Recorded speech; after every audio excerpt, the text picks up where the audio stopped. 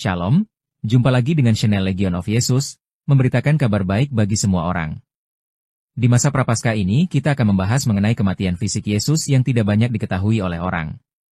Sebelum mulai pembahasan, buat Anda yang belum subscribe, silahkan subscribe channel ini karena subscribe itu gratis. Kematian fisik Yesus Kristus yang dialami 2000 tahun yang lalu ditulis dalam sebuah artikel ilmiah mengenai kematian tersebut diterbitkan tahun 1986 dalam salah satu jurnal ilmiah yang paling bergengsi di dunia, The Journal of the American Medical Association dengan judul On the Physical Death of Jesus Christ.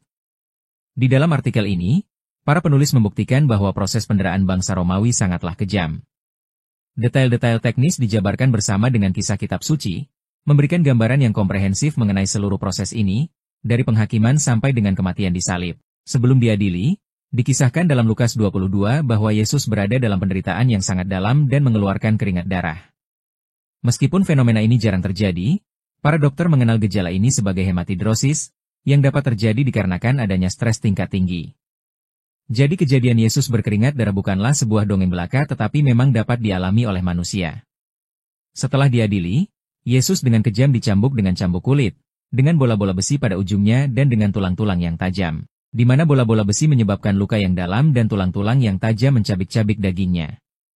Menyebabkan otot-otot rangkanya kelihatan dan menimbulkan pendarahan yang hebat, yang membuat tubuh Yesus berada dalam kondisi yang mengenaskan. Setelah mengalami pendarahan yang parah, Yesus diolok-olok dan diludahi dan dipaksa untuk memanggul salibnya sendiri ke Bukit Golgota. Saat penyaliban tubuh Yesus dihempaskan ke tanah di atas salib. Pergelangan tangan dan kaki Yesus dipaku dengan paku-paku sepanjang 18 inci. Penyaliban adalah hukuman yang menimbulkan kesakitan yang teramat sangat dan menyebabkan kematian yang perlahan dan menyakitkan. Dalam penderitaan, bernapas adalah hal yang paling menyakitkan bagi Yesus, karena dia harus mengangkat punggungnya dan menggesernya pada permukaan kayu, dan menahan seluruh beban tubuhnya dengan kaki-kakinya yang dipaku. Hal ini memperparah pendarahan dan menimbulkan rasa sakit yang luar biasa. Ada beberapa penyebab kematian karena penyaliban. Namun dua penyebab yang paling umum adalah syok hipovolemik dan sesak napas karena kelelahan. Injil Yohanes mengisahkan bahwa setelah kematian Yesus, ketika seorang serdadu menikamnya dengan tombak, darah dan air mengalir keluar.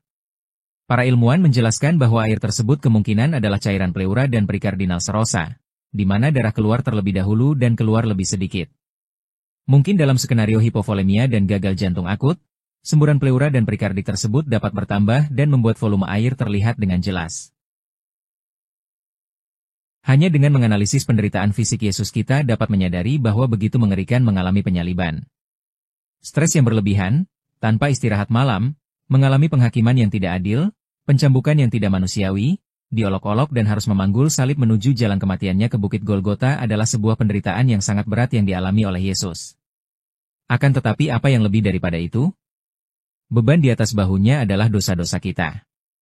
Ya, dosa Anda dan saya. Yesaya bernubuat, tetapi dia tertikam oleh karena pemberontakan kita, dia diremukkan oleh karena kejahatan kita, ganjaran yang mendatangkan keselamatan bagi kita ditimpakan kepadanya, dan oleh bilur-bilurnya kita menjadi sembuh.